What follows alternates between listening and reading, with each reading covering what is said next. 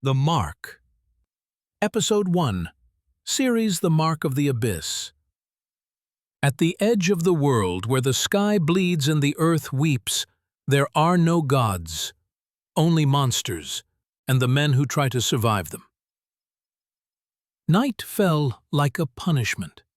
It wasn't a natural darkness, but a thick, suffocating veil that swallowed torchlight and silenced men's screams.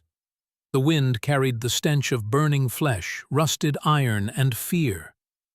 Kael kept his eyes fixed on the altar. His hands were bound by rune-carved chains, cold as dead ice. Around him, his fellow knights lay in silence, some dead, others whispering prayers to gods that had long since abandoned this place. The ground was drawn with profane symbols, traced in the blood of the order. At the center, a man in crimson robes chanted words in a tongue that hurt to hear. He was the priest king, the traitor, once a brother in arms, now offering their souls as currency for the abyss's power. Kael tried to scream, but the gag soaked in black salt silenced him. His veins burned. A sound began to echo inside his mind, like bones scraping against metal, a whisper coming from all directions and from nowhere. The ritual had begun. Shattered memories, screams, a sky torn apart. The sound of the world being ripped from within. When Kael awoke, the forest was silent.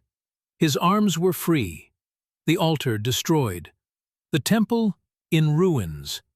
The blood on his face was fresh.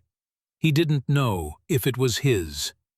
On his chest, over his heart, was a mark, a symbol, seared into the flesh, alive, pulsing, as if staring back at him. He tried to stand but staggered. His hands trembled.